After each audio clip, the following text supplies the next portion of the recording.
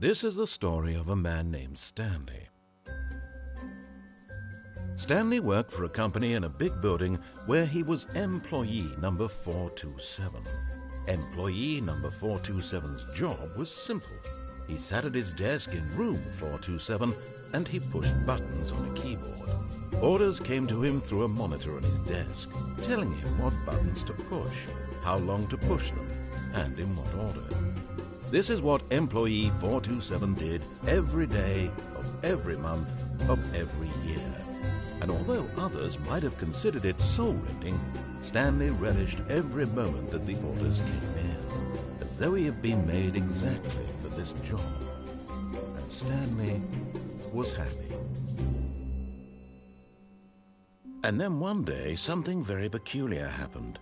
Something that would forever change Stanley.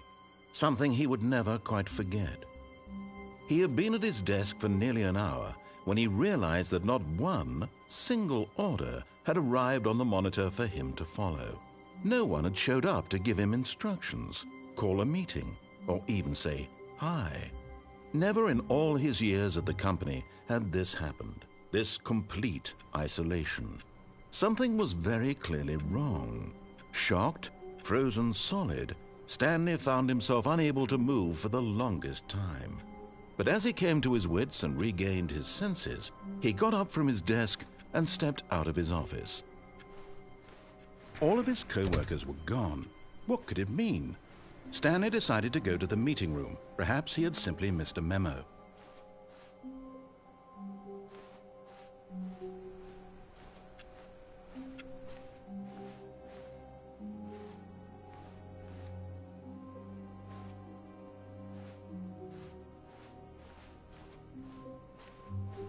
When Stanley came to a set of 2 open doors, he entered the door on his left.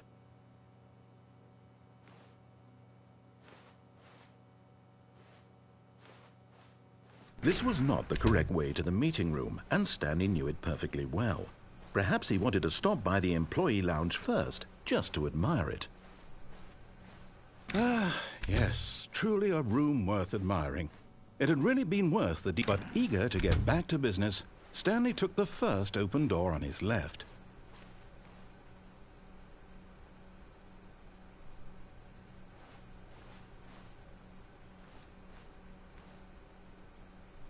And so he detoured through the maintenance section, walked straight ahead to the opposite door, and got back on track.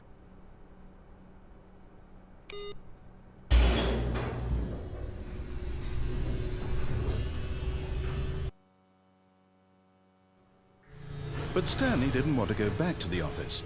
He wanted to wander about and get even further off track. So now in order to get back, he needed to go,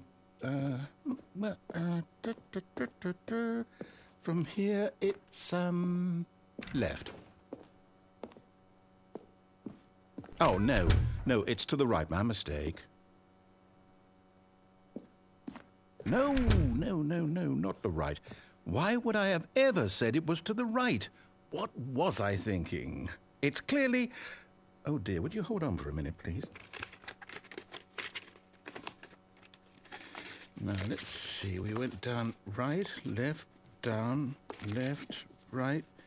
Yep, okay, yes. I've got it now. This story is absolutely, definitely this way.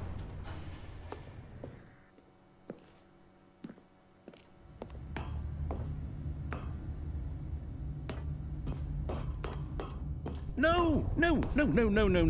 This isn't right at all. You're not supposed to be here yet. This is all a spoiler. Quick, Stanley, close your eyes. Okay. We just have to get back to, oh, who am I kidding? It's all rubbish now. The whole story completely unusable. How about, rather than waste my time trying to salvage this nonsense, we'll just restart the game from the beginning. And this time, suppose we don't wander so far off track, Okay, from the top.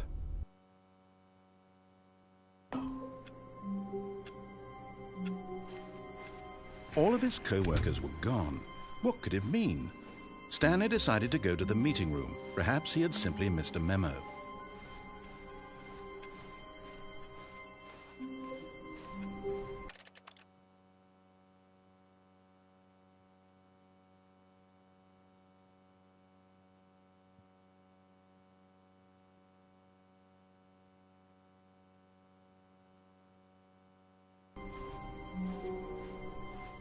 When Stanley...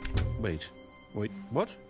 No, no, I restarted. I swear I definitely restarted the game over, completely fresh.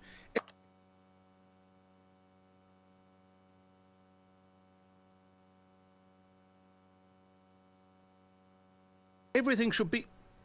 Oh, did something change? Stanley, did you change anything when we were back in that room with all the monitors? Did you move the story somewhere or... Hold on. Why am I asking you? I'm the one who wrote the story. It was right here just a minute ago. I know for sure that it's here somewhere. Okay, then.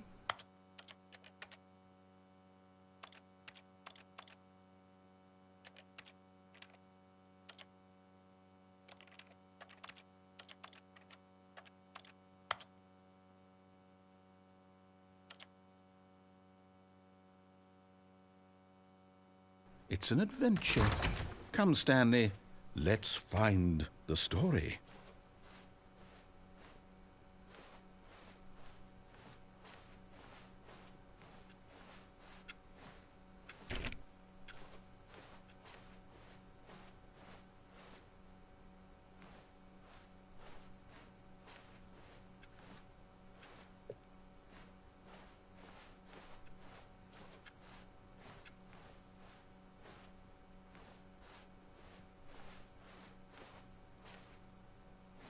I'll say it. This is the worst adventure I've ever been on. I can promise you there definitely was a story here before. Do we need to restart the game again? Well, I find it unlikely that we'll ever progress by starting over and over again, but it's got to be better than this. Okay, let's give it a shot. Why not?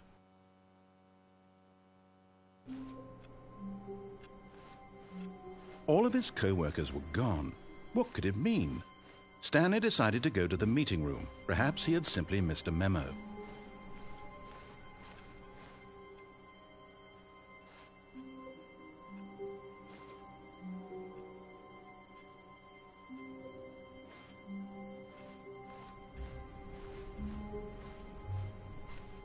Okay, yep, it's worse.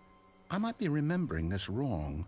It's possible the story is back where we just came from. Why don't we go back the other direction and see if we missed anything?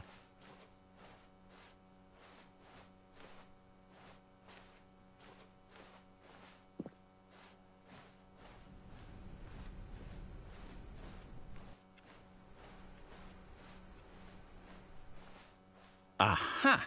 I knew we'd miss something. The story. Here it comes. No, wait, never mind. Not the story. Okay, let's head back the other way and retrace our steps.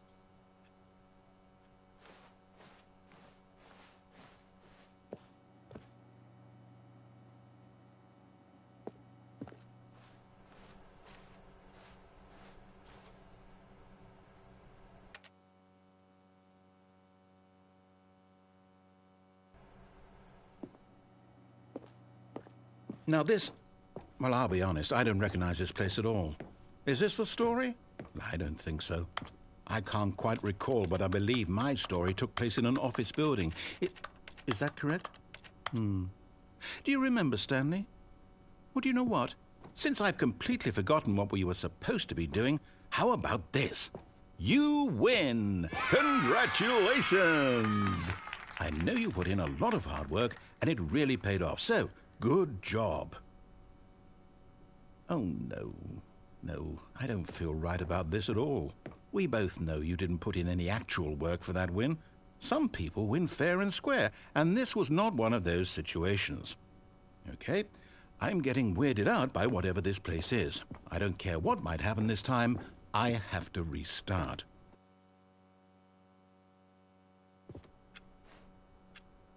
All right, I've got a solution. This time, to make sure we don't get lost, I've employed the help of the Stanley Parable Adventure Line. Just follow the line. How simple is that? You see, the line knows where the story is. It's over in this direction. Onward, Stanley, to destiny. Though, here's a thought. Wouldn't wherever we end up be our destination, even if there's no story there? Or to put it another way, is the story of no destination still a story? Simply by the act of moving forward, are we implying a journey such that a destination is inevitably conjured into being via the very manifestation of the nature of life itself? Whoa. Hang on. That got a bit weird back there. Well, I'd like to apologize. Not sure where I was going with all that. You know what? I think what we need right now is a bit of music to lighten the mood.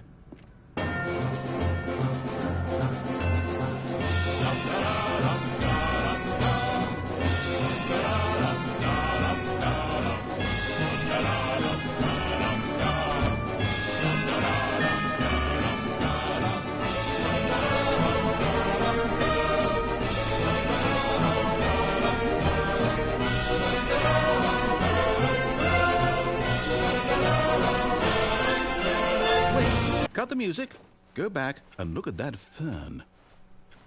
Wait, what? We're back at the office? No.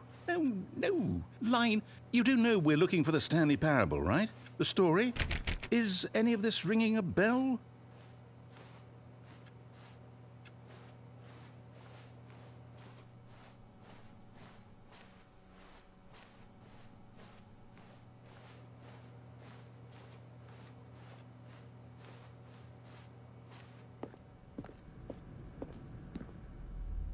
Oh, no, not again, Line. How could you have done this to us? And after we trusted you, after everything we've been through, you... Oh, I can't take this anymore. To hell with it. Restart.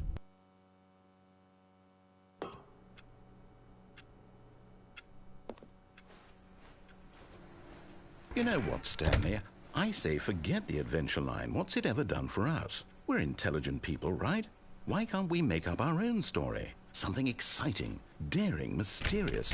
Ooh, this all sounds perfectly doable. Why don't we simply start wandering in, well, I don't know. How about this direction?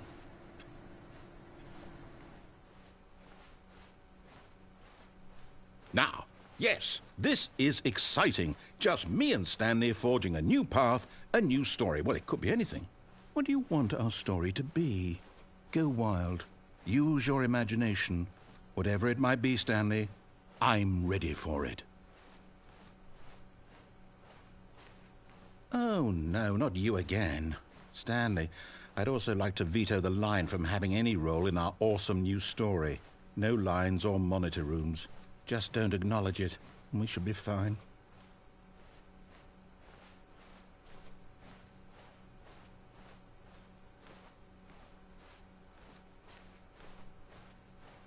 Ah, a choice.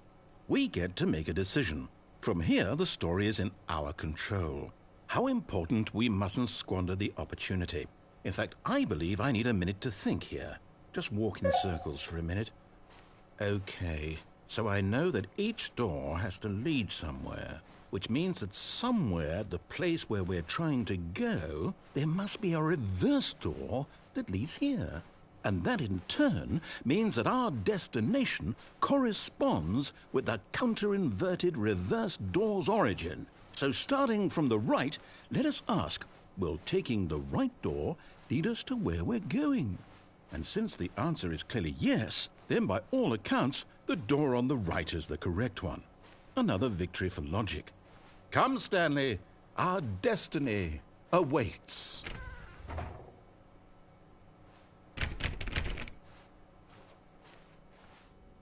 Oh, hold up, what's this? The confusion ending. You're telling me that's what this is? It's all one giant ending? And we're supposed to restart the game, what, eight times? That's really how all this goes? It's all determined? So now, according to the schedule, I restart again. Then what?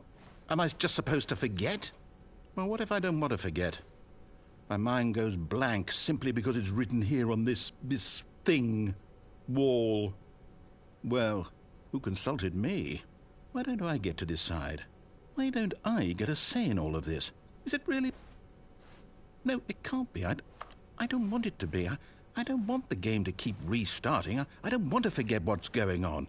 I don't want to be trapped like this. I won't restart the game. I won't do it. I won't do it. I won't do it. And the timer stopped? Does that mean, did we do it? Did we break the cycle? The, whatever it is that made this schedule? How would we even know? Will someone come for us? Will something happen? So, okay. I guess now we just wait, you know. I suppose in some way that this is a kind of story, wouldn't you agree? I'm not quite sure if we're in the destination or the journey, though they're always saying that life is about the journey and not the destination, so I hope that's where we are right now. We'll find out, won't we? Eventually. Well, in the meantime, if you...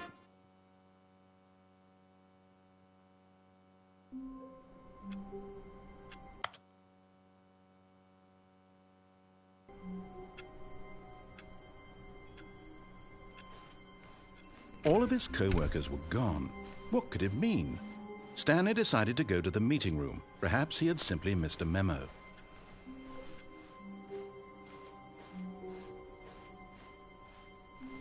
When Stanley came to a set of 2 open doors, he entered the door on his left.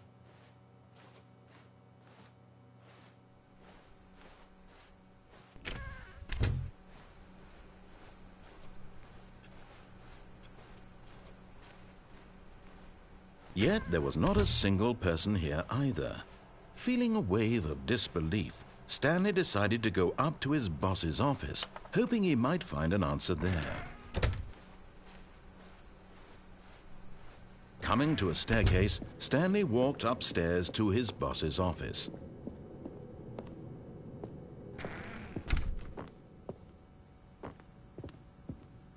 Stepping into his manager's office, Stanley was once again stunned to discover not an indication of any human life.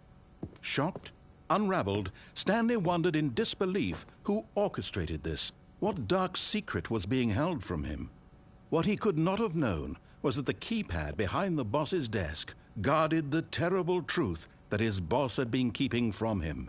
And so the boss had assigned it an extra secret PIN number, 2845. But of course, Stanley couldn't possibly have known this.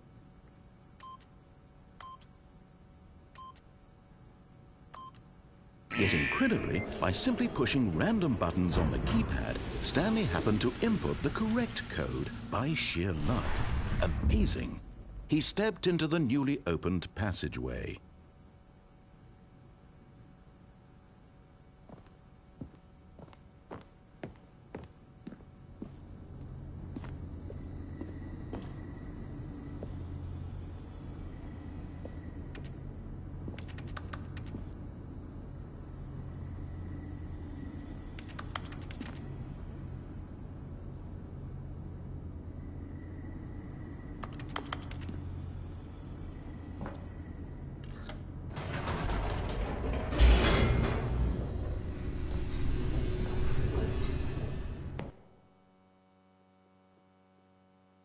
Descending deeper into the building, Stanley realized he felt a bit peculiar. It was a stirring of emotion in his chest, as though he felt more free to think for himself, to question the nature of his job. Why did he feel this now, when for years it had never occurred to him? This question would not go unanswered for long.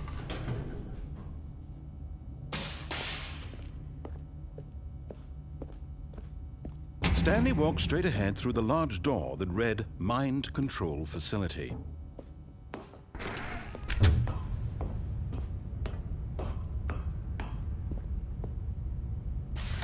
The lights rose on an enormous room packed with television screens.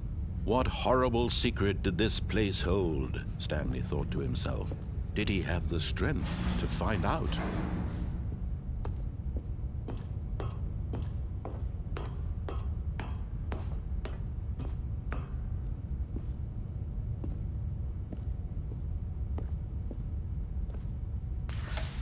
Now the monitors jumped to life, their true nature revealed. Each bore the number of an employee in the building, Stanley's co-workers.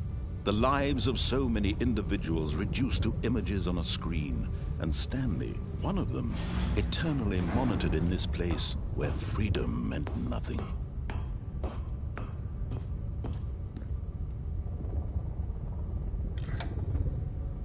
This mind control facility, it was too horrible to believe. It couldn't be true.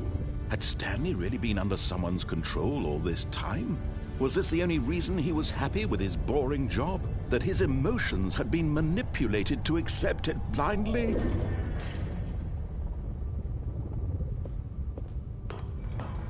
No, he refused to believe it. He couldn't accept it. His own life in someone else's control? Never! It was unthinkable, wasn't it? Was it even possible? Had he truly spent his entire life utterly blind to the world?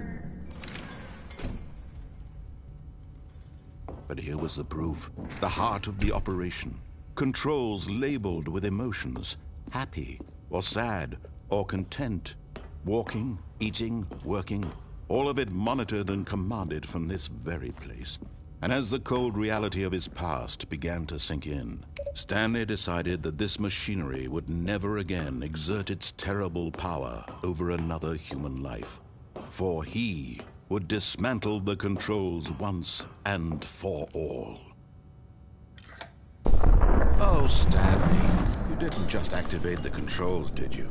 After they kept you enslaved all these years, you go and you try to take control of the machine for yourself. Is that what you wanted? Control? Oh, Stanley, I applaud your effort, I really do. But you need to understand, there's only so much that machine can do. You were supposed to let it go, turn the controls off, and leave. If you want to throw my story off track, you're going to have to do much better than that. I'm afraid you don't have nearly the power you think you do. For example, and I believe you'll find this pertinent, Stanley suddenly realized he had just initiated the network's emergency detonation system. In the event that this machine is activated without proper DNA identification, nuclear detonators are said to explode, eliminating the entire complex. How long until detonation then? Let's say, 2 minutes. Ah, now this is making things a little more fun, isn't it, Stanley? It's your time to shine. You are the star. It's your story now. Shape it to your heart's desires. Oh, this is much better than what I had in mind. What a shame we have so little time left to enjoy it. Mere moments until the bomb goes off. But what precious moments each one of them is. More time to talk about you, about me, where we're going, what all this means. I barely know where to start. What's that? You'd like to know where your co-workers are? A moment of solace before you're obliterated? All right, I'm in a good mood. You're gonna die anyway. I'll tell you exactly what happened to them. I erased them. I turned off the machine. I set you free. Of course, that was merely in this instance of the story. Sometimes when I tell it, I simply let you sit there in your office forever, pushing buttons endlessly and then dying alone. Other times, I let the office sink into the ground, swallowing everyone inside, or I let it burn to a crisp. I have to say this, though, this version of events has been rather amusing. Watching you try to make sense of everything and take back the control wrested away from you, it's quite rich. I almost hate to see it go. But I'm sure whatever I come up with on the next go-around will be even better. My goodness, only 34 seconds left. But I'm enjoying this so much. You know what? To hell with it. I'm going to put some extra time on the clock, why not? These are precious additional seconds, Stanley. Time doesn't grow on trees. Oh dear me, what's the matter, Stanley? Is it that you have no idea where you're going or what you're supposed to be doing right now? Or did you just assume when you saw that timer that something in this room was capable of turning it off? I mean, look at you. Running from button to button, screen to screen, clicking on every little thing in this room. These numbered buttons, no, these colored ones. Or maybe this big red button, or this door. Everything, anything, something here will save me. Why would you think that, Stanley? That this video game can be beaten? Won? Solved? Do you have any idea what your purpose in this place is? Stanley, you're in for quite a disappointment. But here's a spoiler for you. That timer isn't a catalyst to keep the action moving along. It's just seconds ticking away to your death. You're only still playing instead of watching a cutscene because I want to watch you for every moment that you're powerless. To see you made humble. This is not a challenge, it's a tragedy. You wanted to control this world, that's fine. But I'm going to destroy it first, so you can't. Take a look at the clock, Stanley. That's 30 seconds you have left to struggle. 30 seconds until a big boom and then nothing. No ending here, just you being blown to pieces. Will you cling desperately to your frail life, or will you let it go peacefully? Another choice. Make it count, or don't. It's all the same to me, all a part of the joke. And believe me, I will be laughing at every second of your inevitable life from the moment we fade in until the moment I say, happily ever after.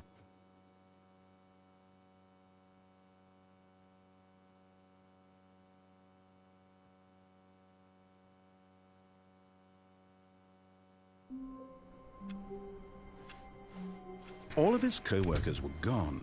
What could it mean? Stanley decided to go to the meeting room. Perhaps he had simply missed a memo.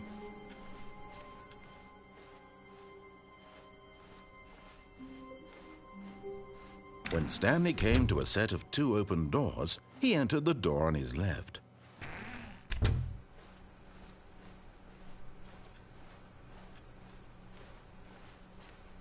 Yet there was not a single person here either.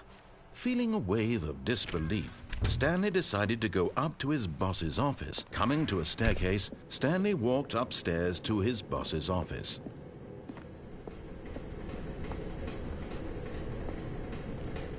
But Stanley just couldn't do it. He considered the possibility of facing his boss. Admitting he had left his post during work hours, he might be fired for that. And in such a competitive economy, why had he taken that risk? All because he believed everyone had vanished? His boss would think he was crazy. And then something occurred to Stanley. Maybe, he thought to himself, maybe I am crazy. All of my co-workers blinking mysteriously out of existence in a single moment for no reason at all? None of it made any logical sense. And as Stanley pondered this, he began to make other strange observations. For example, why couldn't he see his feet when he looked down? Why did doors close automatically behind him wherever he went? And for that matter, these rooms were starting to look pretty familiar. Were they simply repeating? No, Stanley said to himself, this is all too strange. This can't be real. And at last, he came to the conclusion that had been on the tip of his tongue. He just hadn't found the words for it. I'm dreaming, he yelled. This is all a dream. Oh, what a relief Stanley felt to have finally found an answer, an explanation. His co-workers weren't actually gone. He wasn't going to lose his job. He wasn't crazy after all. And he thought to himself, I suppose I'll wake up soon. I'll have to go back to my boring real-life job pushing buttons. I may as well enjoy this while I'm still lucid. So, he imagined himself flying and began to gently float above the ground. Then he imagined himself soaring through space on a magical starfield, and it too appeared. It was so much fun, and Stanley marveled that he had still not woken up. How was he remaining so lucid? And then perhaps the strangest question of them all entered Stanley's head. One he was amazed he hadn't asked himself sooner. Why is there a voice in my head dictating everything that I'm doing and thinking? Now the voice was describing itself being considered by Stanley, who found it particularly strange. I'm dreaming about a voice describing me, thinking about how it's describing my thoughts, he thought. And while he thought it all very odd and wondered if this voice spoke to all people in their dreams, the truth was that, of course, this was not a dream. How could it be? Was Stanley simply deceiving himself, believing that if he's asleep, he doesn't have to take responsibility for himself? Stanley is as awake right now as he's ever been in his life. Now, hearing the voice speak these words was quite a shock to Stanley. After all, he knew for certain, beyond a doubt, that this was in fact a dream. Did the voice not see him float and make the magical stars just a moment ago? How else would the voice explain all that? This voice was a part of himself too. Surely, if he could just... He would prove it. He would prove that he was in control. That this